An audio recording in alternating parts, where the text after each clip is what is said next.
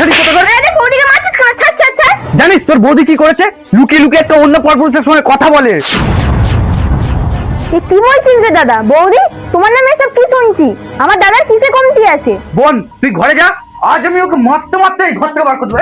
দাদা দাদা দাদা একটু ভাবনা চিন্তা করেছিস? বৌদির একটু সামান্য ভুলের জন্য তুই বৌদিকে বের করে দিবি? বৌদি চলে গেলে তোর কি হবে একটু ভেবে দেখেছিস? কি আর হবে, যা হওয়ার তাই হবে। এরকম বউ বাড়িতে থাকার থেকে না থাকা ভালো। বৌদি তুমি যা করেছো না, দাদার কাছে এক্ষুনি ক্ষমা চাও। এরকম ভুল আর কোনোদিন করবে না। বাহ, এই তো ভালোই বুঝে গেছিস রাই। তাহলে নিজের বেলা কেন বুঝতে চাইছিস না? হ্যাঁ মানে মানে রাহুলকে ফাঁকি দিয়ে তুই একটা অন্য ছেলের সঙ্গে কথা বলিস, তার সাথে তুই দিন রাত অশান্তি করিস কেন? কিসের জন্য বল? জানিস বোন, ভগবান যখন কোনো মেয়েকে সৃষ্টি করে না, তখন তাকে সুন্দরী করে তোলার জন্য মাথা ভর্তি চুল, সুন্দর দুটি চোখ, সুন্দর গায়ের রং সবকিছু দিয়েই পাঠায়। শুধু একটা জিনিসই যায় না, সেটা হচ্ছে সুন্দর একটা মন। তোদের আমি নারী জাতির কাছে হাত জড়ো করে বলছি, তোরা নিজের মনটাকে সুন্দর কর না। একটা কথা বলছি শোন বোন, প্রত্যেকটা মেয়ের জীবনে তার প্রথম হিরো হচ্ছে তার বাবা, আবার সেই মেয়েটারই বিয়ের পর তার দ্বিতীয় হিরো হচ্ছে তার স্বামী।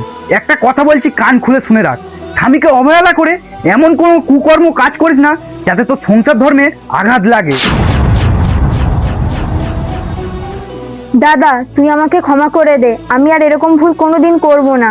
কিন্তু তুই আর বৌদি কোনোদিন আলাদা হোস না। রাই আমরা তো নাটক করছিলাম তোমাকে বোঝানোর জন্য, ওই জন্য বলি আমার বৌদি তো এমন না। হ্যাঁ রে বোন, সত্যি তোর বৌদি খুব ভালো, আর আমিও চাই যে তুইও তোর বৌদির মতন হ। চ ঘরে চ।